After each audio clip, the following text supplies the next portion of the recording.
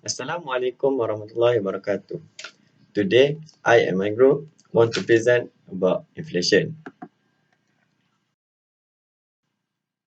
What is inflation? Inflation refers to the rise in the price of most goods and services of daily or common use, such as food, clothing, housing, recreation, transport, and consumer staples. Inflation measures the average price change in a basket of commodity and service over time. The opposite and rare fall in the price index of this basket of items is called deflation. Inflation is indicative of the decrease in the purchasing power of a unit of a country currency. This is measured in percentage. Next, inflation rate formula. Inflation rate CPI2 minus CPI1 divided by CPI1 multiply 100, where CPI2 is the CPI in the second period, CPI1 is the CPI in the previous period. This is example using the formula CPI2 114.8 minus CPI1 111.8 divided by CPI1 111.8 multiply 100 equal 2.68%. Next, degree of inflation. Moderate inflation. When the rate of inflation rises by less than 10 per annum, it is known as moderate inflation. It is a stable inflation and not a serious economic problem. Second, creeping inflation, also known as mild inflation. This type of inflation occurs when the price level persistency and gently rises over a period of time at a rate. This happens when prices rise by not more than up to 3 per annum. Next, galloping inflation. If mean inflation is not checked and if it is uncontrollable, it may assume the character of galloping inflation. This happens if price rise by the double or triple digit range of 20, 100 or 200% a year. An economic situation in which inflation and economic stagnation or recession occur simultaneously and remain unchecked for a period of time. Stagflation was witnessed by developed countries in the 1970s, when word of price rose dramatically. It is a condition when a high rate of inflation happens at the same time that a high rate of unemployment exists. Next, hyperinflation, a situation where the price rises at an alarmingly high rate. It is a stage of very high rate of inflation when price rise above 100% per annum. The price rise so fast and that will be difficult to measure in magnitude. Next, repressed inflation, a condition when the value of money or consumer spending power decrease continuously. It cause of demand blocked by the government through rationing of goods and price control. Next, deflation is the reverse of inflation, refers to a sustained decline in the price level of goods and services. It occurs when the annual inflation rate falls below 0%, resulting in an increase in the real value of money. Okay, next is the methods to control inflation. Okay, first is monetary policy to combat inflation. The government applies contractionary, quantitative and qualitative monetary policies, which is they will decrease the money supply and credit creation and decrease the aggregate demand in order to stabilize the economic situation and to control economic inflation. Okay, there are two types of contractionary monetary policy, which is first is contractionary quantitative monetary policy and contractionary qualitative monetary policy.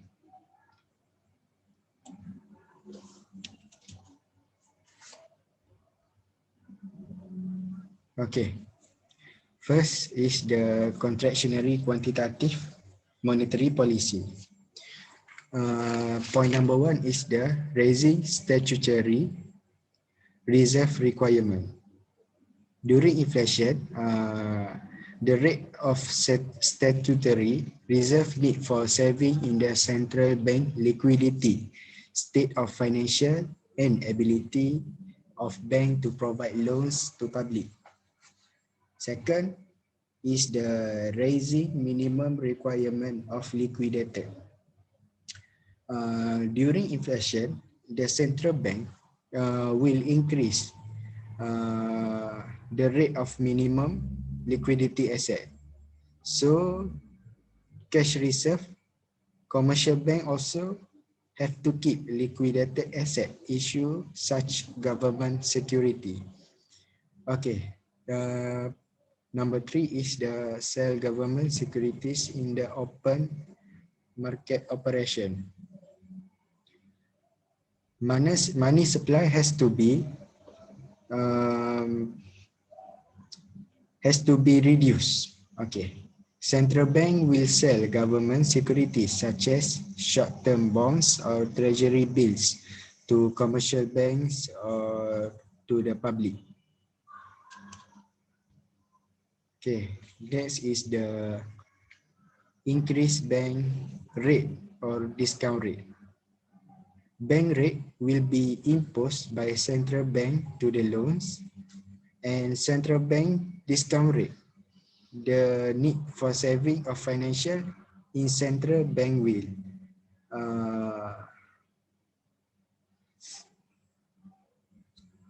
this will lead to an increase in the cost of borrowing, which reduce commercial banks borrowing from the central bank. Next is the raised interest rate. Rate of interest will attract and encourage more people to save. So interest rate as a requirement for controlling consumer spending rate of inflation. Lastly is the funding. Funding is the funding buying long-term bonds. The government sell long-date debt, which is national savings security, rather than short-date debt, which is treasury bill. Next, we go to the contractionary qualitative monetary policy. This discourage bank from borrowing in order to control inflation. There are two types of selective credit control. First is the tightened control on margin requirement. It control of margin requirement limit the volume of loans for purchase of share. Next is tightened control on credit mortgage. It control of loan on buying property through mortgage. Okay.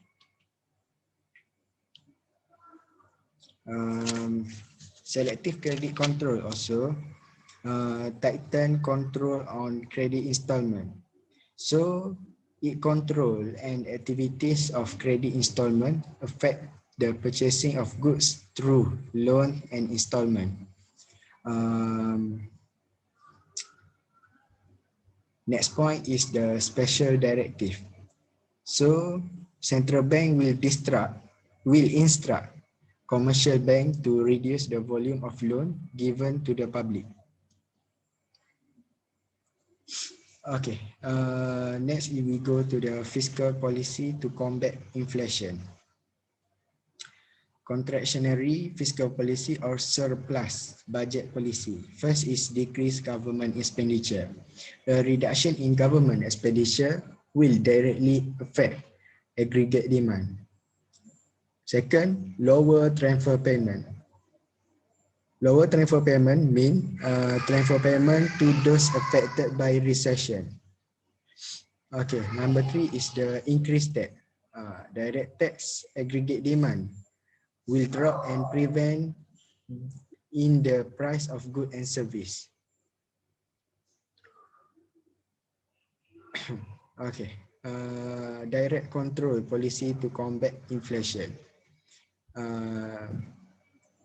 First is the price control. The price of certain goods can be controlled whereby the government to prevent seller from selling the good at higher price than stipulated. Next is rationing. Government control purchasing essential goods by implementing policies that involve rationing. And third, anti-hoarding campaign. The reports are made to producer and consumer who store goods unnecessarily because storing can cause an artificial shortage and push price up. Next is the compulsory saving. This could be way by of a deduction from the salary of worker that is credited to worker account. And lastly is the increase the production of necessity good. The government can provide the economic resources and undertake the manufacturing of essential items. Okay. Next is measure to overcome demand pull inflation. Direct control policy to combat inflation. First one is price control. Price of certain goods can be controlled, whereby the government can implement a selling price policy, set the maximum price for certain goods. This will prevent sellers from selling the goods at a higher price than expected.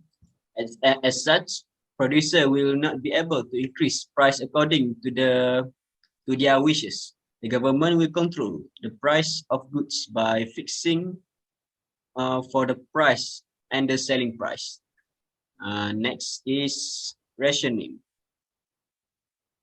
At the time of inflation, government can control purchasing of essential goods by implementing policies that involve rationing. Rationing can be done by issuing coupons to the public whereby consumers can purchase limited goods and service using coupons. Total goods that can be purchased is limited to the amount stated on the coupon. This policy guarantees that the goods are also obtained by the needy poor groups. One is anti-boarding campaign. This arises when reports are made against producer and consumer who store goods unnecessarily because such storing can cause an artificial stock shortage and push price up. Next slide. Next is compulsory savings. Control inflation, it is essential to introduce a compulsory saving plan. This could be by way of deduction from the salary of workers that is credited to the workers' account.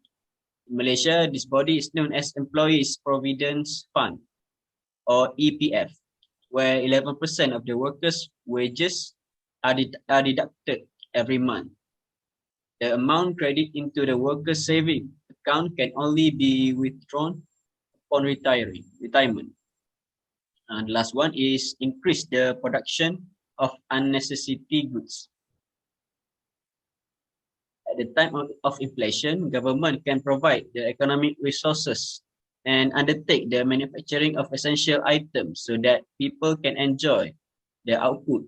So the output level of the essential item can be increased and the price will be controlled.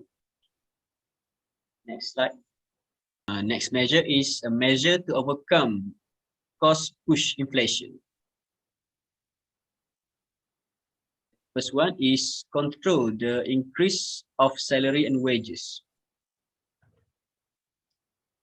Controlling the increase of salary and wages in the market too can assist in the effort to control inflation. If wages and salaries are not raised, the cost of production of household income will not increase. Thus, producers are not inclined to increase prices. On the other hand, the constant rate of salary of employees reduce the pressure of price increase. If union claim increase in wages when the economy has reached full employment, but it is not in the line with productivity, it will increase production costs. Next is control price of raw material. Government may declare the raw materials as a control item and also subsidize the production of raw material so that the raw material are available at lower price. Next one is control price of raw material. Increase in price of crude oil or fuel will increase production costs for firm. The price of final product will go up as input price keep on rising. To control the price of raw material, the government may declare the raw materials as a control item.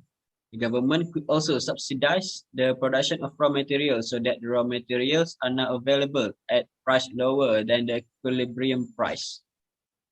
Final one is to encourage the development of technology and labor productivity.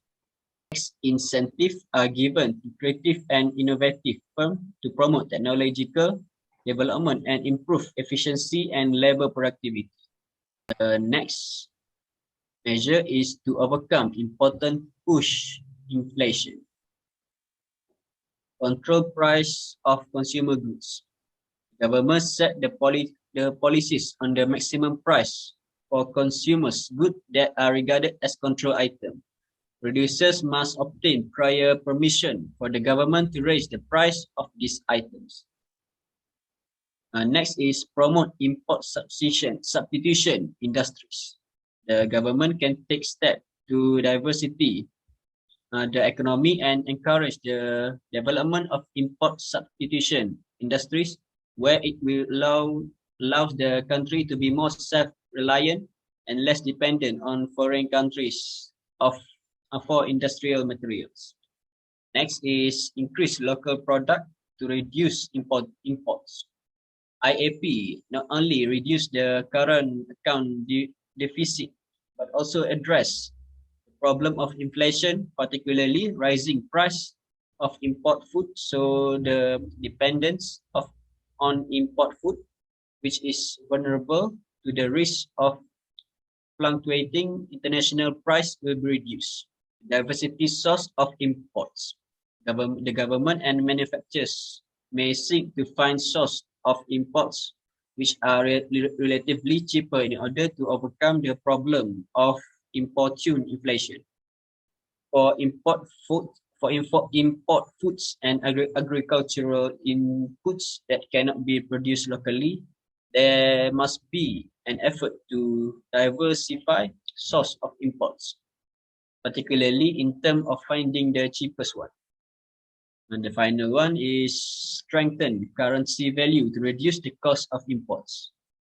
The appreciation of currency affect the competitiveness of exports. But the value of a strong national currency can also reduce the cost of import goods, especially raw material and fuel. Okay. Next is inflationary gap versus deflationary gap. First is the inflationary gap. Inflationary gap occur when aggregate demand exceed aggregate supply at full employment level of output. In this case, money income rises to a higher equilibrium, but real income being at full employment output level remain unchanged. It exists when real national income is more than potential national income. As a result, there is an upward rise in price because the consumer compete for limited supply of output and bid prices up. When the economy experiences an inflationary gap, a contractionary fiscal policy such as a decrease in government spending or increase in tax or a contractionary monetary policy is appropriate. These policies shift the aggregate demand curve to the left. An inflationary gap can be defined as a situation where national income is in excess of the full employment level, which is YF. The increase is only in the increase in general price level, but not real increase. It can be caused by excess demand. When aggregate demand AE1 exceed full employment level at AEF, there is inflation. In the injection withdrawal model, inflation occurs when total injection exceeds total withdrawal at YF. To close the inflationary gap, there must be a contractionary policy. Withdrawal must be increased and injection reduced. Next is the calculation of inflationary gap. So how can we calculate the inflationary gap? First, given Y at full employment is at 1,000, how much is the inflationary gap? So the given is AE equal to 250 plus 0.8Y. Like the answer given, multiplier equal to 1 divided by 1 minus MPC equal to 1 divided by 1 minus 0.8 and equal to 5. Gross national product gap equal to real Y minus Y at full employment, which is 1,250 minus by 1,000, and we can get 250. Therefore, for the inflationary gap, gross national product gap, we divide by the multiplier, which is 250 we divide by 5 and we get 50 for the inflationary gap. That is for the calculation of inflationary gap. Next is the solution to close the inflationary gap. Like the figure 13.6 for the contractionary fiscal policy, this can be done by decreasing government expenditure, which is the change in G, but increasing the tax. So that will reduce the consumption and will reduce the change in consumption and eventually fall in national income, which is the why we shift to the left. For the figure 13.7, contractionary monetary policy, this can be done by decreasing money supply, which is the change in M through increasing interest rate plus change in R. That will discourage investment, that will decrease the investment and eventually fall in national income. Next is the deflationary gap. Deflationary gap prevails when AD is less than, when aggregate demand is less than aggregate supply at full employment level of output. In this case, income equilibrium occur when some resources are unemployed. Deflation gap depicts the unemployment situation attributable to the facts at full employment level of output. Aggregate demand less than aggregate supply. It exists when real national income is less than potential national income. Thus, deflationary gap is measured as the difference between aggregate demand and aggregate supply at full employment. Deflationary gap and the resultant condition of unemployment and sluggish economic activity will persist until a higher level of aggregate demand consistent with full employment is achieved. A deflationary gap calls for an expansionary fiscal policy, such as an increase in government spending or reduction in tax, or an expansionary monetary policy, such as expansionary policy shift the aggregate demand curve to the right and increase the equilibrium level of real gross domestic product. A deflationary gap can be defined as a situation where the equilibrium level of national income is not at full employment level. Resources are not fully utilized, and any increase in national income is a real increase. A deflationary gap occurs when total withdrawal are greater than total injection. To close the deflationary gap, there must be an expansionary policy. Injection must be increased and withdrawal reduced. The next one is the similarity and the differences between inflationary gap and deflationary gap. Similarity between inflationary gap and deflationary gap is happen when the aggregate supply differs from the aggregate demand. And the differences is inflationary gap happen when the aggregate demand is more than the aggregate supply, and deflationary gap happen when the aggregate demand is less than the aggregate supply.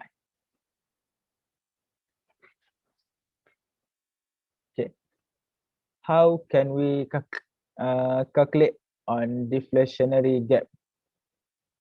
Given Y at full employment is at 1,500, how much is the deflationary gap?